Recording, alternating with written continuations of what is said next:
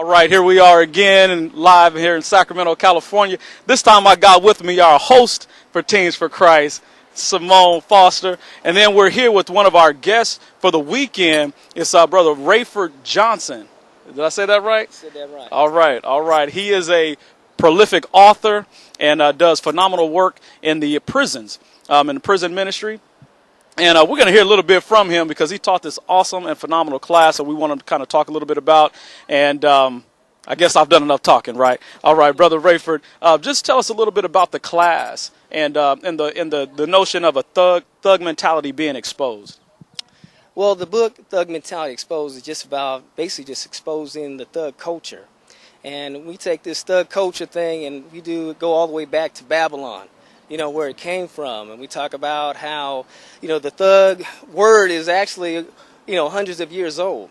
And it all started like 700 years ago with a tribe called the Thuggee tribe out in India. A lot of people are surprised that the word thug actually comes from India. But there's about 5,000 of them.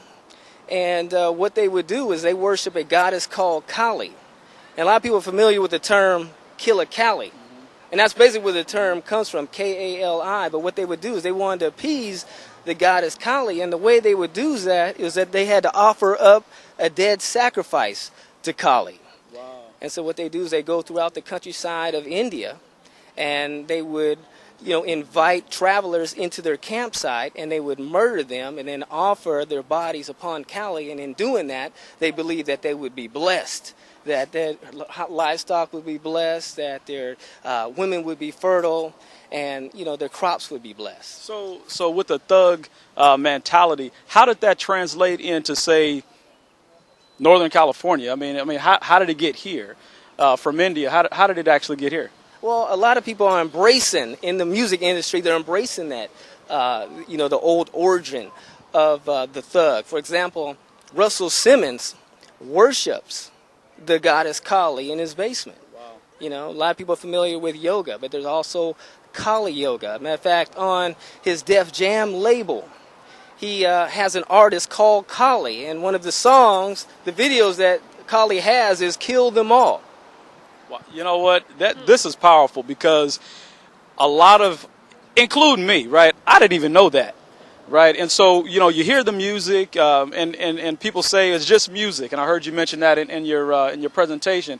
It's just music, man. But it gets you hyped. I mean, it's the things that are going on in the music. You just have no idea if you're not cognizant of it. You have no idea what it's doing. So you have to be careful. I know you got a whole bunch of questions, Simone. I really do. I was sitting in there the little bit of time I was allowed to be in there, and I was just amazed at the story of the young man that was shot in the leg, I believe, right. And how the music, he said the music was just able to take him to a place, to another level, and I hear that a lot of times with young people. So what do you think, what is your take on hip-hop music? What is your take on other secular music? Because, some young people don't see an issue with that, listening to that as well as gospel. What do you think it does to the minds and the spirits of our young people? Well, this is something that advertisers have known for a long time. And as I was talking in there, that the brain is separated in two parts. It's the left brain and the right brain. And what advertisers have come to know from spending fortunes on research is that, the left brain is like, say, what you're listening to me with right now. Your right brain is subconscious. It's picking up all that background sound in the back. So though someone says, I just listen to the song for the beat or the rhythm, those lyrics, I'm a pimp, I'm a gangster, I'm Queen Bee, I'm the boss.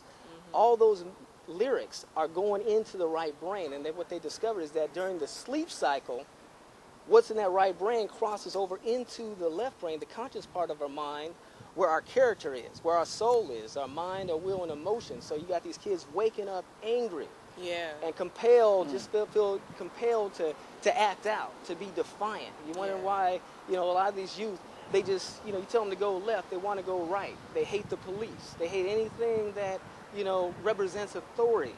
And see, the Bible tells us to respect authority.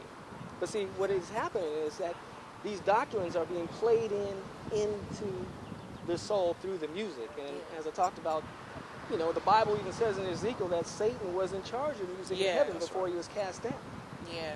Okay, and you're here. This is our conference. How important do you think it is for the young people to be a part of something like this, to intake in the workshops, not just the services and the Judah Jam and the picnic tomorrow, but the actual workshops and sit in and get some knowledge? How important do you think that is? Oh, it's all about awareness, and that's what Dr. Davis and I, have created the Foundation Awareness Ministries. Yeah. Because, like I said, Hosea 4:6 says, "My people perish for a lack of knowledge." And there's a lot of lack of knowledge going out, throughout, this country, throughout the world, and it's being propagated by the devil.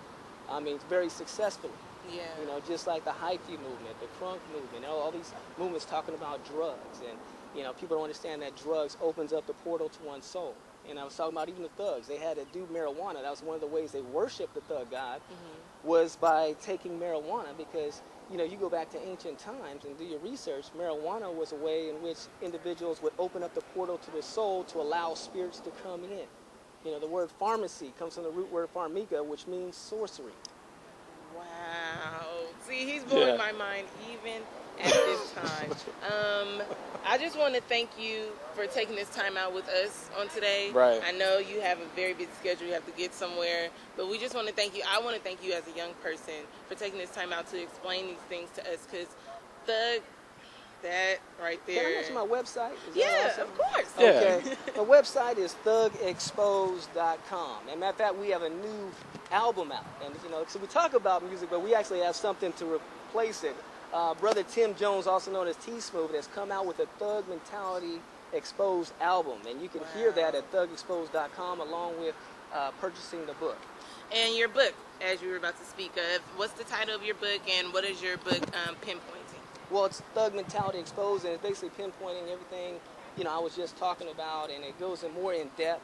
I got interviews from the inmates themselves that, will kind of blow a lot of people's perspective of why a lot of kids get into gangs. Everybody thinks it's, from a broken home. We got individuals locked up where we're at that come from millionaire homes. Yeah. Loving families, Christian, two-parent families. What drew them into the gangs, and they tell their story. Yeah. Well, we just want to thank you once again. This is your co-host, Simone Foster, and Minister Hines. Thank you for coming. Thanks for letting me hang out with you. Of course, anytime. This is Teens for Christ. You guys stay tuned. And we're out.